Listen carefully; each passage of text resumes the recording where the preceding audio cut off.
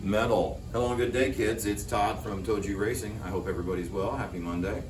All right, it's about time to do the track tour of Skipper Speedway 2.0. The track's dedicated to my late father, God rest his soul, and it was just Faja Day, so that's kind of cool.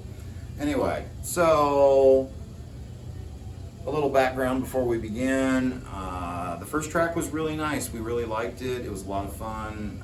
We had that little snake thing, which I really miss on this track, but it suffered from a couple problems. There was a spot where the cars would fall off the track, where it curved into the bank, and I tried to fix it a couple times without a major overhaul, but that just wasn't possible and it didn't work out. And we were starting to get used to the track where we got really good at it and only had to slow down in a couple places, so that needed to change. So, and I wanted to make it longer, and we needed more places to pass, which we didn't have enough of. So I made the track longer, added more technical curves, and we put another place to pass in, but I'm waiting on an expansion pack to come in from Carrera Slots, and then I'm going to add 3 more turns for three more lane changes for a total of 7 lane changers on the track, which will be really nice. And I think that gives you enough places that you can pass a guy without just bumping him and all that good stuff. So anyway, let's go ahead and get started. First, I'm going to just go over some of the aesthetics here. All right, sorry I had to take it off the bipod there. All right, so I added these controller holders, which is really helpful. I need 2 more. I don't know if anybody makes these in singles. If they do, please comment down there below and let me know. And then also I'm going to get some extenders so that I can have a station here and a station down there. I can't remember who makes those extenders.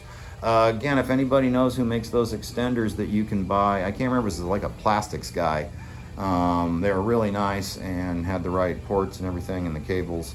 Anyway, so that we can have a person there and a person there, then 2 people can stand here and then a couple people can stand there. We can't have somebody stand like right here because it blocks the curve. So, all right. This is cool. I had an old Bud Light restaurant board. I kind of updated, added some verbiage to it, which is very cool. And another thing I wanted to go over is our time board.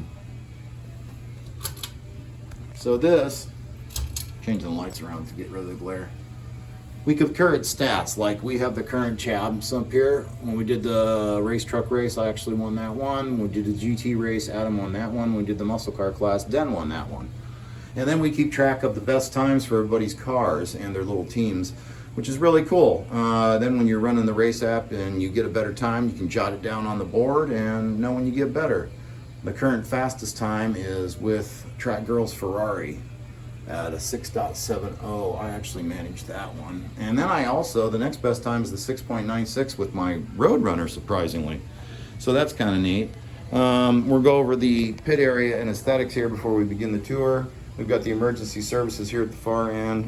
What is that doing there? That didn't need to be there. Anyway, then we also have our pit row right here. We use a D20 for picking our lane positions when we race, just to keep it easy. We'll eventually start doing qualifiers. We just haven't gotten there yet. And the D20 is kind of cool. Everybody does a roll, highest roll wins, just like in D&D. And we've got what I call the freeway. I'm gonna get some lights and maybe some pit buildings under there. I haven't decided yet. I'm working on all the scenery things. There's a tower I'm gonna get from Racetrack Scenery, and then some various signage I'm gonna put all over, and then some official towers and a Dunlop bridge for there, and a few things that will make things better. A start-finish gantry for right here. Then I'm gonna there'll be a little tower for this guy when he's starting the race. So that's cool. And so then we've got some of the track girls are over there drinking, I think. I don't know. Hey, what's going on? She's waving. Then we got the pile of broken car pieces right here. We kind of put everybody's broken pieces there and they can claim them later. And we have the GT cars and the supercars here. We've got a hole there because the Audi's in the pits here getting worked on. Ironically, the Audi's got a problem. We sorted out, I think it's the motor, it's not the contacts. Somebody recommended the contacts. I appreciate you recommending that. I checked that out. Cleaned them up real good, that didn't fix it. Put new contacts, that didn't fix it. So the motor smells hot when you run it, so I think the motor got cooked somehow. No big deal, that car has had a lot of time put on it. I ran it a lot, my buddy Dave ran it some, so no big deal. Then we got the hot rod class with the 269 Plymouth Roadrunners and the 1970 Chevelle and a 67 Corvette. All really great cars. The muscle car class was a blast. And then the race truck class, we've got 3 other race trucks. The British one, the Jans Peter Spiesel, and the blue one. They are a lot of fun to run if you haven't ran them. All right, so let's get to the track now. We're gonna do the overhead tour and I'll tell you what pieces we got. We start right here at the starting line. Then I have the pit right after the starting line. I have a double row pit. That way you can fit 3 cars or so in there while everybody's refueling without any trouble. The single row pit is very tight, so we didn't care for that.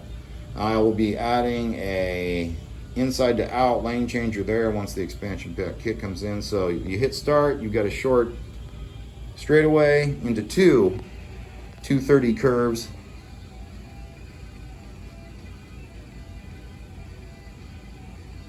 And then it goes, I'm sorry, I had a brain fart there, folks.